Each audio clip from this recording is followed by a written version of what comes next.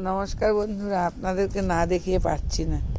শুভ দুপুর। আজকের ওয়েদার ভীষণই বাজে, প্রচণ্ড মেঘলা ওয়েদার। দেখুন আমার গাছের কি পরিস্থিতি দেখুন, মানে এত অসাধারণ, মানে গাছটা গ্রো করেছে, পাতাগুলো এত অসাধারণ, কি বলবো আপনাদের।